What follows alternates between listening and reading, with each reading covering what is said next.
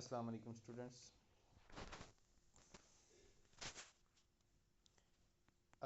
Students. कैसे हैं आप लोग? आई होप आप सब लोग ठीक होंगे। हम लोगों ने लास्ट टाइम सर्विलेंस का चैप्टर रिव्यू किया था, स्टार्ट किया था। आज हम उसको आगे कंटिन्यू करते हैं। हमने डिफ़ाइन किया था सर्विलेंस को कि सर्विलेंस क्या होता है। हमने कहा था कि सर्विलेंस हमारे पास एपिडेमियोलॉजी में वो डाटा जिसको हम कलेक्ट करते हैं उसको हम एनालाइज करें, इंटरप्रेट करें अपनी हेल्थ के अकॉर्डिंगली, और उसके साथ हम हेल्थ को मॉनिटर कर सकें और डिस्क्राइब कर सकें हमारे पास हेल्थ से रिलेटेड इवेंट्स को, उसको हम कहते हैं सर्विलेंस। फिर हमने कहा कि इसकी कुछ टाइप्स हमने डिस्कस की थी, जिसमें से हमने देखी थी पैसिव सर्विलेंस क्या होती है। पैसिव सर्विलेंस हमारे पास जो था वो हेल्थ प्रोफेशनल रिपोर्ट केस था कम्युनिकेबल डिजीज़ के हवाले से। फिर उसके बाद हमने देखा एक्टिव सर्विलेंस। एक्टिव सर्विलेंस हमारे पास public health official protectively seek out of the information by contacting health case provider. फिर उसके बाद हमारे पास थी सेंटिनल सर्विलेंस। सेंटिनल सर्विलेंस में हमने देखा a network of selected health care providers or sentinel sites. फिर हमने इसको मज़ीद आगे चलाएंगे तो हमने अगली टाइप देखी सिंड्रोमिक सर्विलेंस। यहाँ तक हमने डिस्कस कर चुके थे। सिंड्रोमिक सर्विलेंस में हमने अभी डिस्कस करना था। सिंड्रोमिक सर्विलेंस बेसिकली हमारे पास जो हम डाटा किसी एक ख़ास सिम्टम्स, कोई ख़ास सिम्टम्स या किसी ऐसे क्लिनिकल साइंस को हम देखते हैं जो हमारे पास किसी सिंड्रोम से या किसी डिज़ीज़ जो ऑलरेडी डायग्नोज्ड डिज़ीज़ होती है, कंफर्म्ड डायग्नोसिस वाली, उसका डाटा कलेक्ट करते हैं, तो उसे हमने सिंड्रोमिक सर्विलेंस में कंसिडर करते थे। कैरेक्टरिस्टिक्स इसमें क्या क्या होती हैं जी? सिंड्रोमिक सर्विलेंस में हमने देखना ये है कि use to detect early warning. Early warning का हमें पता होना चाहिए। साइंस ऑफ आउटब्रेक का हमें पता होना चाहिए। फोकसेस ऑन पैटर्न हमें कैरेक्टरिस्टिक में आता है कि हमारे पास हम फोकस करें किस पैटर्न पे हेल्थ डाटा हमारे पास इमरजेंसी रूम में विज़िट करता है, स्टूडेंट स्कूल से या हमारे पास किसी क्लास से या किसी ड्रग क्लास से हमारे पास पेशेंट प्रेजेंट करता है। उसके बाद हमने कहा कि इसमें हमारे पास मेन कैरेक्टरिस्टिक्स में हमारे पास और आता है कि हमारे पास कोई ऐसी डिज़ीज़ जो आउटब्रेक हो रही है इमीडिएटली कंफर्म्ड हो जाती है, जैसे कि हमारे पास इन्फ्लुएंजा है ये, या फिर हमारे पास फूड बॉर्न डिजीज़ हैं, इलनेसेस हैं, तो उनको हम सिंड्रोमिक सर्विलेंस में डिस्कस करेंगे। आउटब्रेक हमारे पास उसको हमने एग्जांपल हमने मॉनिटरिंग करनी है, जैसे कि हमारे पास respiratory system in real time interact flu और कोविड-19। बेसिकली तो कोविड-19 हमारे पास एक फ्लू की टाइप है, तो लेकिन हमारे पास इसका आउटब्रेक हो गया, तो ये हमारे पास सिंड्रोमिक सर्विलेंस में आएगी। लेबोरेटरी बेस्ड सर्विलेंस क्या होता है जी? लेबोरेटरी बेस्ड सर्विलेंस बेसिकली हमारे पास जो डाटा हम लैब से कलेक्ट करते हैं उसको डिटेक्ट करते हैं और उसको मॉनिटर करते हैं। उसकी मॉनिटरिंग हमारे पास डायग्नोस्टिक टेस्ट जो हमारे पास उसमें आते हैं, ब्लड टेस्ट, कल्चर्स या जेनेटिक स्क्रीनिंग के हवाले से, वो चीज़ें हम जो लेंगे वो हमारे पास लेबोरेटरी बेस्ड सर्विलेंस आएगी।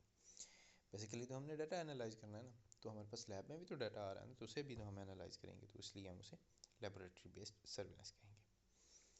कैरेक्टरिस्टिक्स में है हमारे पास इसमें कि हम specific data on a specific pathogen में इन्वॉल्व टेस्टिंग सैम्पल्स, पॉपुलेशन का, एनवायरमेंटल सोर्सेज का, या फिर हेल्प करता है हमारे पास डायग्नोसिस में, ट्रैक एंटी माइक्रोबियल रेजिस्टेंस में, genetic change in the pathogenesis में।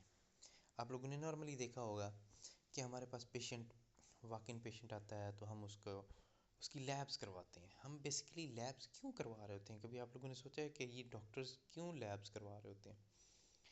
वैसे मोस्टली लोगों का ये कंसर्न है, या मोस्टली लोग ये समझते हैं, सोचते हैं कि डॉक्टर्स जो होते हैं वो लैब से शेयर ले रहे होते हैं, इस वजह से लैब्स करवा रहे होते हैं। लेकिन पॉइंट ये नहीं है। पॉइंट ये है कि आपकी एथिक्स ये कहती हैं कि आप जब किसी को डायग्नोज करें तो आपके पास एक डाटा होना चाहिए, आपके पास कुछ रिकॉर्ड होना चाहिए, जिस रिकॉर्ड की बेस पे आप उसका डायग्नोसिस बनाते हैं। साइंस एंड सिम्टम्स पे आप डायग्नोसिस उसको बना लेते हैं, लेकिन उसको कंफर्मेशन जो है आपके लैब जो होती है, लैब्स या आपकी जो जितनी आपके सैम्पल्स करवाए जाते हैं उनसे आप उस डायग्नोसिस को कंफर्म कर रहे होते हैं, और उसके बाद आप उसे रिटन फॉर्म में अपने डीडी को मेंशन करते हैं कि ये हमारा डायग्नोसिस है, हम इस नतीजे पे पहुँचे हैं कि ये पेशेंट में ये सिचुएशन की थी, तो इन साइंस एंड सिम्टम्स के हवाले से हमने ये डायग्नोसिस बनाया। ठीक है, तो आई होप कि आप लोगों को क्लियर हो गया होगा। माइंड में भी ये काफ़ी मिथ चल रही है। वैसे तो आजकल बहुत ज़्यादा कॉमन है कि जी लोग किसी के पास भी जाएं तो वो ये आगे से टेस्ट लिख के दे देता है, और लोग हॉस्पिटल आने की बजाय या डॉक्टर के पास जाने की बजाय मेडिकल स्टोर के पास चले जाते हैं, और वहाँ पर ही जो वहाँ पे वर्कर खड़ा होता है जिसके पास इतना नॉलेज नहीं होता, वो वैसे ही उनको कोई भी मेडिसिन दे देता है और उस पर वो कंटिन्यूसली चलते रहते हैं। जब लास्ट स्टेज आती है तो फिर वो उस स्टेज पे आके हमारे पास प्रेजेंट करते हैं हॉस्पिटल्स में, या फिर उन जगह पर जहाँ पे आपके पास एक अच्छे डॉक्टर की फैसिलिटी होती है, तो वहाँ पे वो तब तक काफ़ी सारी चीज़ें ख़राब हो चुकी होती हैं, मतलब कि काफ़ी सारी कोमॉर्बिडिटीज़ हो चुकी होती हैं। ख़राब क्या होनी होती, कोमॉर्बिडिटीज़ काफ़ी सारी ऐड हो चुकी होती हैं, इसलिए उन चीज़ों से हमने बचना होता है। केस बेस्ड सर्विलेंस बेसिकली हमारे पास वो चीज़ है कि हम किसी कम्युनिकेबल डिजीज़ को रिपोर्ट जो हमारे पास हो रही है उसका हम उसकी डिटेल लें, उसका डाटा लें, उस डाटा को गैदर करें, उसको एनालाइज करें, उसके बारे में इंफॉर्मेशन गैदर करें, तो वो हमारे पास केस बेस्ड सर्विलेंस में आएगा। As defined as each case of communicable disease is reported individually and in detail, providing information about the case including demographic data, clinical information and exposure risk। इसमें हमारे पास characteristics क्या हैं जी?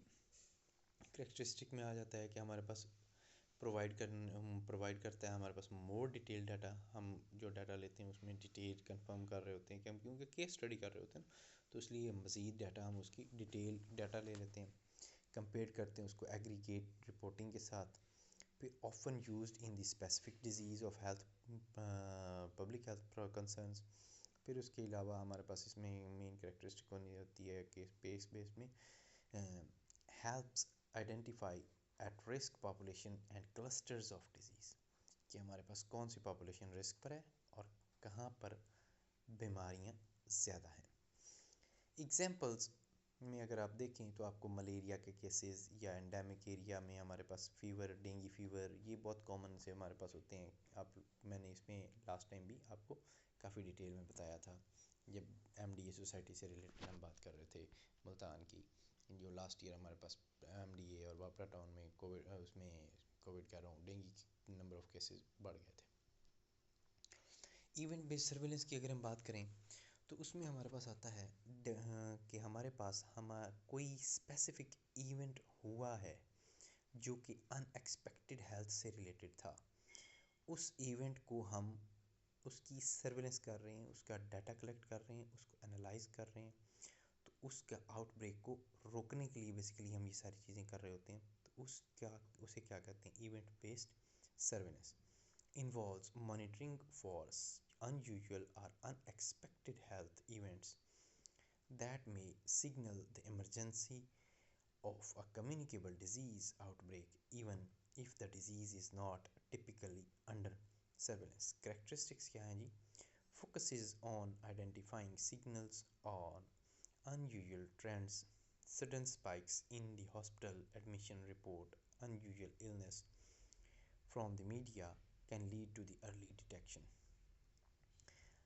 इसको आप इस तरह से भी कंसिडर कर सकते हैं कि जैसे हमने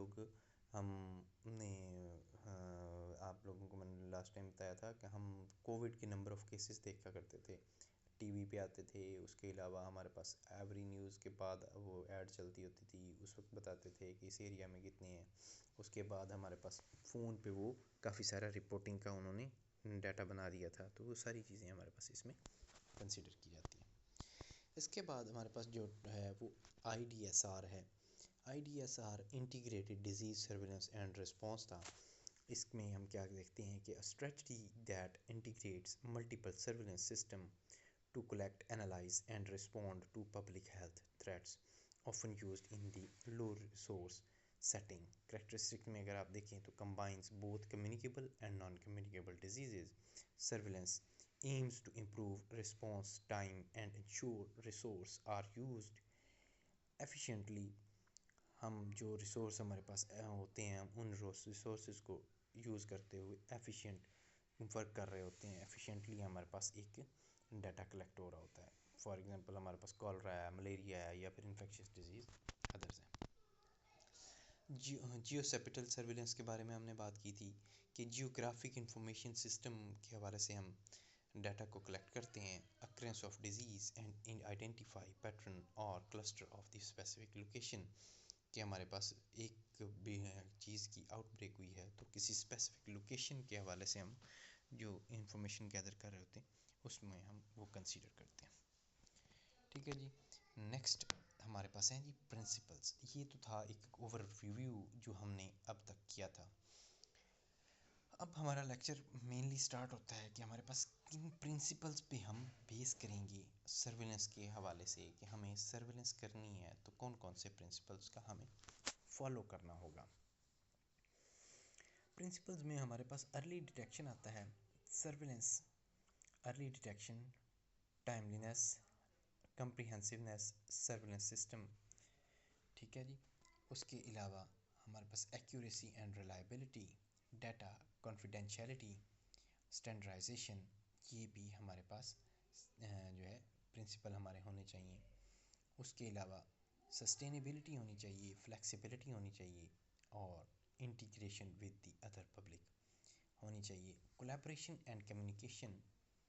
और इसके अलावा एक्शन ओरिएंटेड हमारे पास सर्विलेंस होगी तो हम इस तरीके से इस डाटा को कर सकेंगे, एथिकल एंड लीगल भी हो।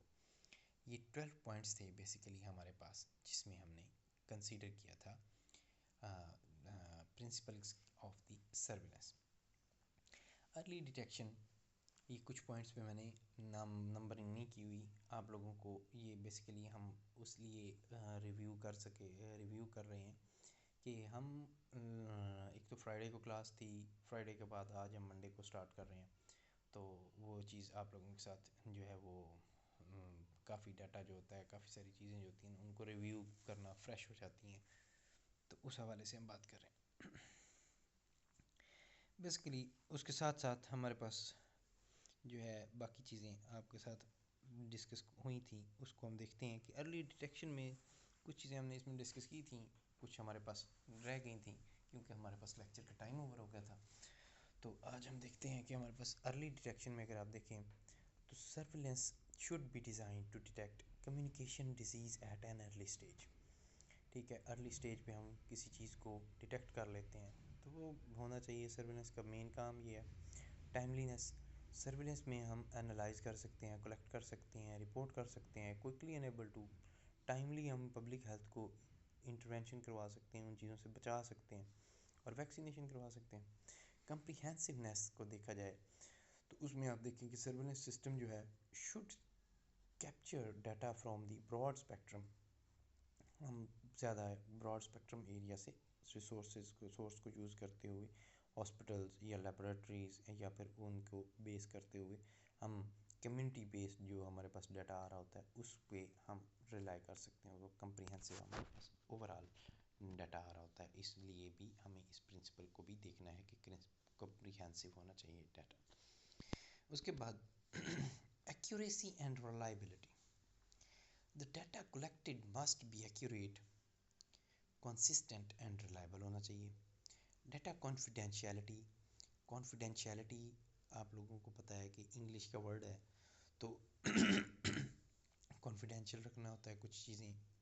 पर्सनल हेल्थ इंफॉर्मेशन जो होती है ना वो हमेशा कॉन्फिडेंशियल रखनी होती है। ये नहीं होता कि आप बाकियों के साथ बैठ के मजाक उड़ा रहे हों या उसकी बात आगे डिस्कस कर रहे हों।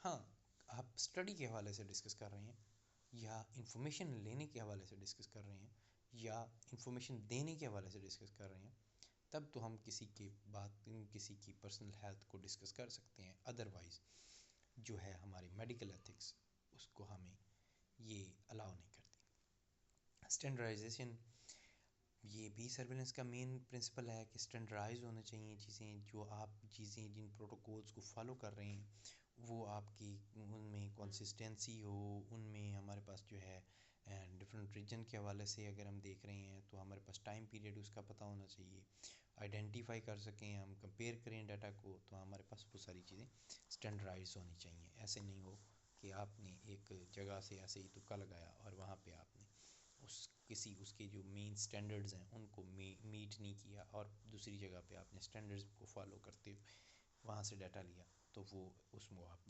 जो है डाटा को आप जो है वो दोनों में आप डिफरेंस मालूम करें तो वो आपके पास ज़ाहिर है वो बाइस्ड डाटा आएगा।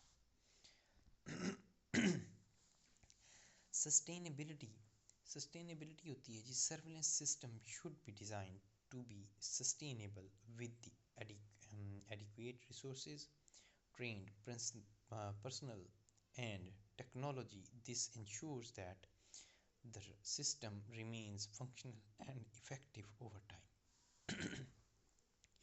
फ्लेक्सिबिलिटी, सर्विलेंस सिस्टम जो होता है वो मस्ट बी फ्लेक्सिबल होना चाहिए ताकि लोग आसानी से अपने बारे में इंफॉर्मेशन आपको अलाउ करें, दे सकें।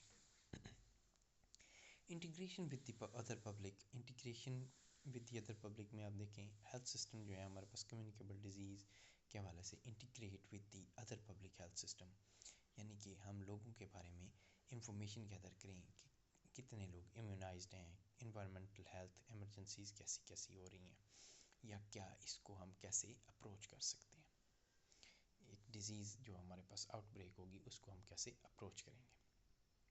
उसके बाद है कोलैबोरेशन एंड कम्युनिकेशन।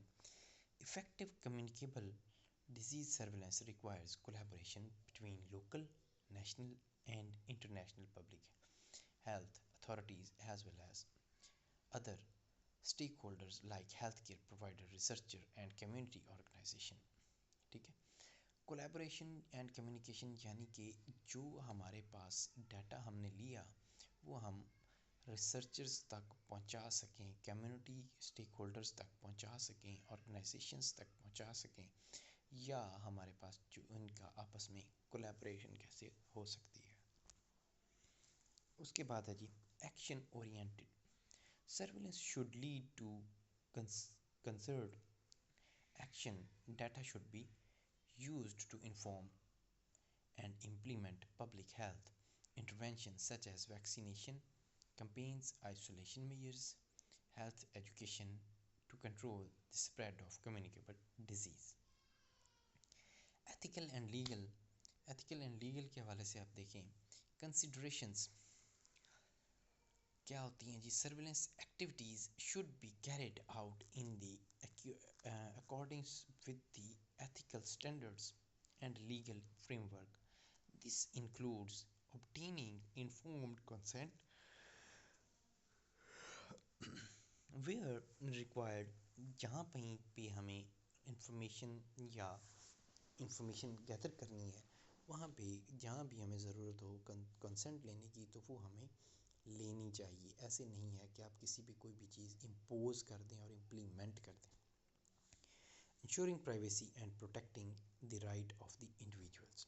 ठीक है, हमारे जो नंबर ऑफ़ पेशेंट्स हैं या नंबर ऑफ़ इंडिविजुअल्स हैं, हम कम्युनिटी में नंबर ऑफ़ पेशेंट्स नहीं डिस्कस करते होते, हम इंडिविजुअल की बात कर रहे होते हैं कि हमारे पास नंबर ऑफ़ पीपल जो हमारे पास सोसाइटी में या कम्युनिटी में किसी में सर्वाइव कर रहे होते हैं उनके हवाले से हम बात कर रहे होते हैं। तो उसमें उसकी जो एथिकल उसकी प्राइवेसी है उसको आप ब्रीच नहीं करेंगे, उसको आप प्रोटेक्ट करेंगे।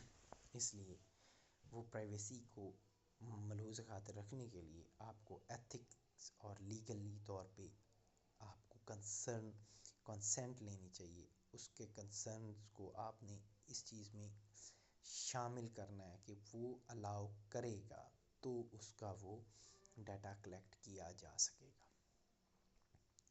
उसके बाद ये notification of disease. Notification of communicable disease is mandatory reporting of illness to public health authorities. This is done to help detect outbreak and prevent the spread of disease. Early detection early detection of outbreak helps control and prevent the spread of disease. Notify करें। Notification of disease क्या होता है जी? Notification होता है कि कभी जब आपके पास कम्युनिकेबल डिसीज़ नोटिफाई की गई, ये जो मैंडेटरी होता है रिपोर्ट करना पब्लिक हेल्थ अथॉरिटीज़ को, it is done to help detect, इसका हेल्प से हम उसके आउटब्रेक को रोक सकते हैं।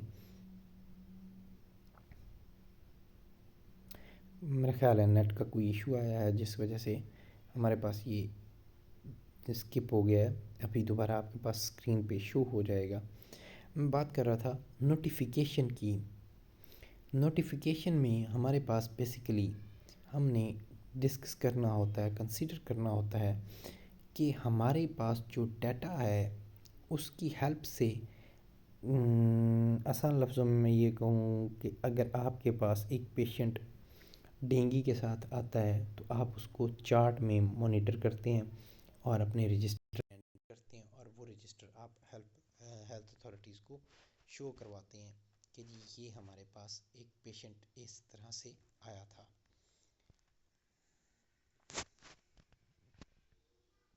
जस्ट वेट अ व्हाइल, मुझे I have to share again because कोई नेट का इशू था जिस वजह से हमारे पास से वो मीटिंग जो है वो डिस्कनेक्ट हो गई थी।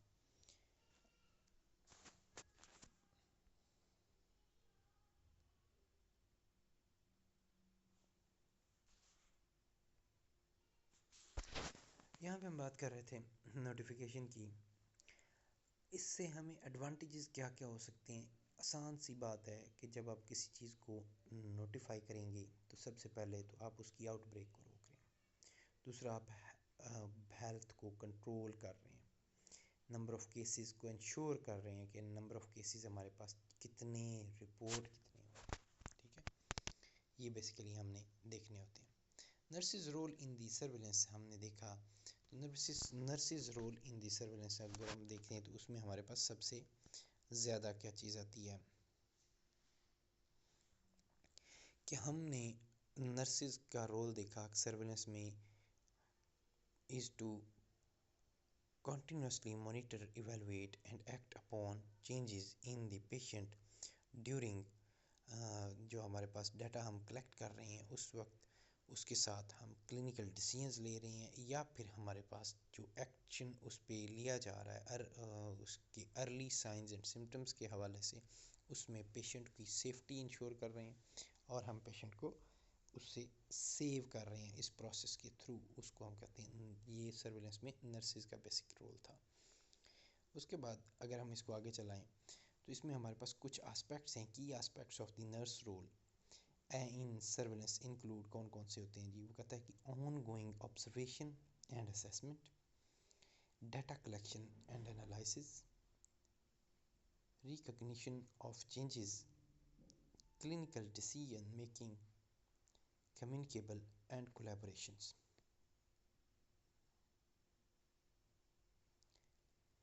Ongoing observation and assessment में आप देखें तो आपके पास आ रहा होगा रेगुलरली मॉनिटरिंग वाइटल साइंस। आप उसको पेशेंट का रेगुलरली मॉनिटर कर रहे हैं, वाइटल साइंस को, फिजिकल अपीयरेंस को, बिहेवियर को, पेशेंट के रिस्पॉन्स को। उसके अलावा डाटा कलेक्शन एंड एनालिसिस में देखें तो गैदर कर रहे हैं इंफॉर्मेशन को आप वेरियस सोर्सेज से, लाइक मेडिकल रिकॉर्ड से, लैब से, लैब के रिज़ल्ट से, पेशेंट रिपोर्ट से। जब पेशेंट हमारे पास रिपोर्ट करेगा कि जी वो किस पैटर्न या किस ट्रेंड के साथ अवेल हो रहा है, यहाँ पे हमारे पास डाटा उसका एनालाइज होगा। Recognition of changes, identifying suitable changes in a patient condition that may indicate are developing complications. उसके बाद है जी हमारे पास जो उसका की एस्पेक्ट्स होते हैं नर्स रोल के, clinical decision making, interpreting data, and making appropriate intervention based on identified changes in a patient's status.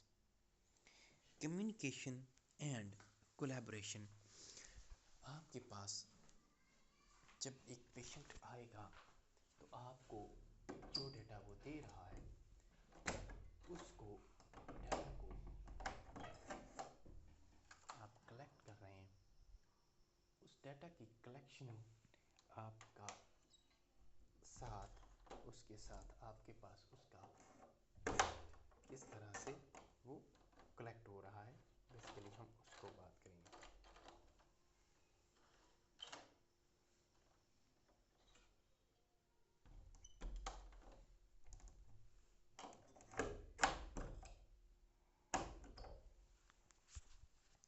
Next slide की तरफ चलते हैं हम।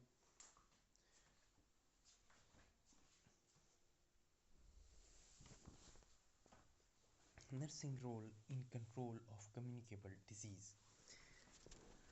नर्सिस का क्लिनिकल क्रूशियल रोल है जी, हमारे पास nurses play a crucial role in controlling communicable disease by identifying patient potential cases through patient assessment, implementing infection control, practice like hand hygiene and appropriate isolation, procedures, educating patient and communities about disease transmission and prevention method, reporting cases to public health authorities and promoting vaccination program।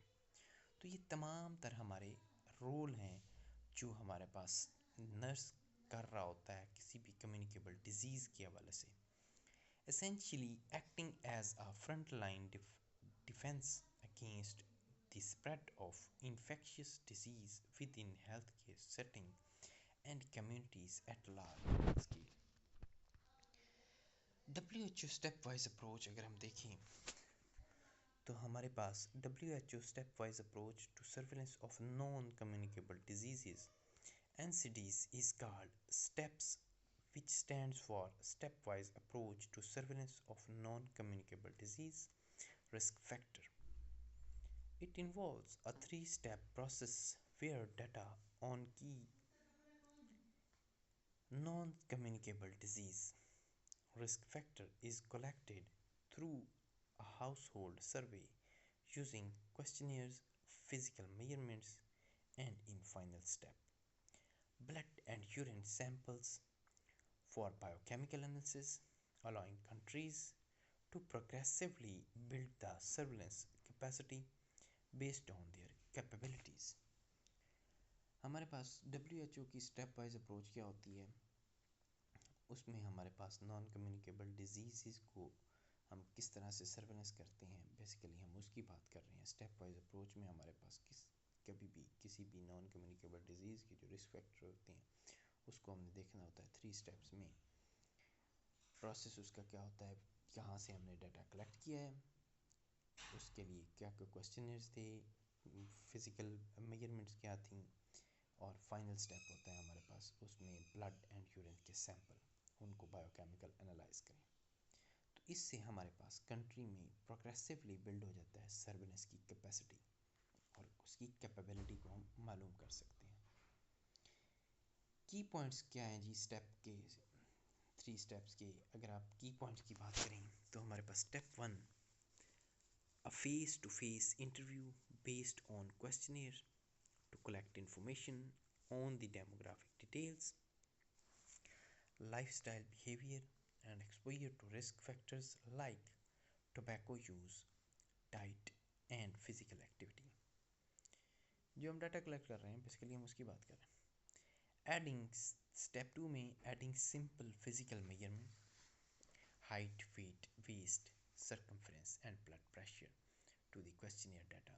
अब question हम उसमें gather कर रहे हैं तो वो हम questionnaire जो है वो हमारे पास स्टेप 2 में आ जाएगा।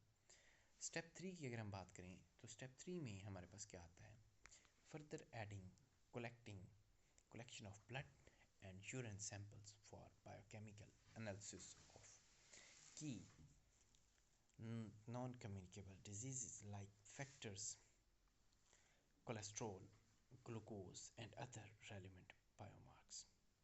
मसलन जो हमारे पास सैम्पल्स हमने कलेक्ट किए उनको हम केमिकल एनालाइज करेंगे तो उसमें हमारे पास नॉन कम्युनिकेबल डिजीज़ के रिस्क फैक्टर्स जो होंगे वो हमारे पास कोमॉर्बिडिटीज़ हैं। कोलेस्ट्रॉल को हम चेक कर रहे हैं, डायबिटीज़ को चेक कर रहे हैं, या हमारे पास relevant biomarkers, different viral markers, या जो हम जिस चीज़ से हवाले से बिलिरुबिन और ये वो सारी चीज़ें, ये सारी चीज़ें हमारे पास बेसिकली कोमॉर्बिडिटीज़ को हम रूल आउट कर रहे होते हैं। या हम किसी और हम यूरिन का सैंपल लिया तो हम उसमें देख रहे होंगे कि कीटोन पॉजिटिव है या नहीं, या प्रोटीन आ रही है या नहीं, या क्रेटिनिन कितनी है, तो ये चीज़ें हम बेसिकली देख रहे होंगे। WHO step wise approach of the surveillance, अगर हम इसमें बात करें, the disease early warning system DEWS, Disease Early Warning System in Pakistan is a network that detects and responds to outbreak of the infection. Disease Early Warning System was कब establish हुआ? ये हमारे पास 1996 में इस्टेब्लिश हुआ to respond to natural disaster, जिसकी वजह से, जिसकी मदद से जिसने रिस्पॉन्ड किया नेचुरल डिज़ास्टर के हवाले से, डिस्प्लेसमेंट एमरजेंसीज के हवाले से। How does disease early warning system work, ये काम कैसे करता है? कि ये हमारे पास काम जिस हवाले से कर रहा है, हमने देखा कि ये रिस्पॉन्ड किया था इसने 1996 में रिस्पॉन्ड किया था हमारे पास जो नेचुरल डिज़ास्टर्स में, तब बना और इसने रिस्पॉन्ड करना शुरू किया नेचुरल डिज़ास्टर को। तो किस तरह से काम करता है? Disease early warning system is operational at health facilities, ये हमारे पास हेल्थ फैसिलिटीज़ पे ऑपरेशनल है, and is part of the district health information system, ये डिस्ट्रिक्ट हेल्थ इंफॉर्मेशन सिस्टम का भी पार्ट है। इसके थ्रू हम बहुत सारी डिजीज़ को आउटब्रेक से बचा लेते हैं। DEWS basically disease early warning system detect outbreak of reporting alert, alert से हमारे पास डिटेक्ट करता है आउटब्रेक से, इन्वेस्टिगेटिंग एंड रिस्पॉन्डिंग क्विकली, और रिस्पॉन्ड करता है क्विकली। इस सिस्टम के थ्रू हम काम कर सकते हैं। Disease early warning system collects weekly data on several syndromes from health facilities. Disease early warning system DEWS aims to minimize the spread of communicable disease like malaria and tuberculosis. Um इसका क्या है जी? Minimise करना किसी भी communicable disease को। इसके through हम weekly data collect कर सकते हैं सेवरल सिंड्रोम्स का। इसके थ्रू हम आउटब्रेक को हम रोक सकते हैं अर्ली रिपोर्ट होने की वजह से, इन्वेस्टिगेट कर लेने की वजह से। इसकी मदद से इसने ये हमारे काम आता है किसी भी डिस्ट्रिक्ट हेल्थ इंफॉर्मेशन को इसके थ्रू हम कलेक्ट कर सकते हैं data. Practical application of surveillance in Pakistan, disease early warning system in practice है या नहीं है? इन प्रैक्टिस है जी पाकिस्तान में। इम्प्लीमेंट कब हुआ? पंजाब प्रोविंस में 2013 में, 2013 से हमारे पास ये इम्प्लीमेंट हुआ। Disease early warning system was successful in responding to 2005 earthquake and other disasters.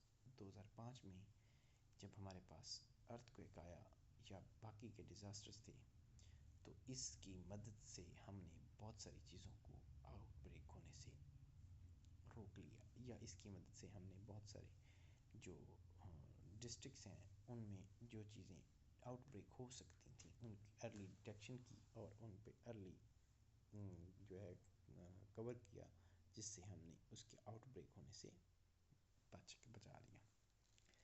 Disease early warning system was strengthened in 2008 after a large influx of internally displaced people. 2008 में हमारे पास इंटरनली डिस्प्लेस्ड पीपल्स जो थे उसमें इसका बहुत ज़्यादा influx था। Challenges क्या हैं जी? WHO withdraw it's support from disease early warning system in 2009। Khyber Pakhtunkhwa क्या चैलेंजेस हैं जी? WHO ने कहा कि हमें ये सिस्टम नहीं मज़ीद चलाना। Khyber Pakhtunkhwa health department was unable to adopt the DEWS disease early warning system. Surveillance ये भी जो था, ये सर्विलेंस का था सिस्टम, लेकिन केपी गवर्नमेंट जो थी, केपी हेल्थ डिपार्टमेंट जो सिस्टम था वो इसको अडॉप्ट ना कर सका या उसके हवाले से ना चल सका। Surveillance and outbreak response management in Pakistan are still evolving. इसके बावजूद भी सर्विलेंस जो है किसी भी डिजीज़ को रोकथाम के लिए पाकिस्तान में इसकी मैनेजमेंट आज भी काम कर रही है। ठीक है जी, ये था हमारा आज का लेक्चर। इसमें आई होप आप सब लोगों को समझ आया होगा। अगर कोई चीज़ रह जाए तो आप लोग मुझे व्हाट्सएप कर सकते हैं, उस पर हम बात मज़ीद करेंगे। ठीक है, अगर इसके अलावा कोई क्वेश्चन है तो मैं स्टिल बैठा हूँ, आप लोगों के सामने हाजिर हूँ। आप लोगों का जब दिल करे आप कॉल कर सकते हैं।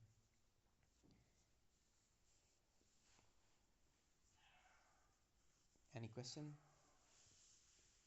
No question, that's good. मेरा एक डायलॉग है, मैं अमूमन कहता हूँ, no news is a good news. तो नो क्वेश्चन मीन या तो समझ नहीं आया या फिर आप लोग इंटरेस्ट नहीं ले रहे। चलें, बहरहाल मेरी तरफ से तो मेरी ट्राई है कि आप लोगों को मैं आपको बेहतर से बेहतर समझा सकूं। जो मज़ीद भी आप पूछेंगे मैं उसके लिए हाज़िर हूँ। That's all, today's lecture is over.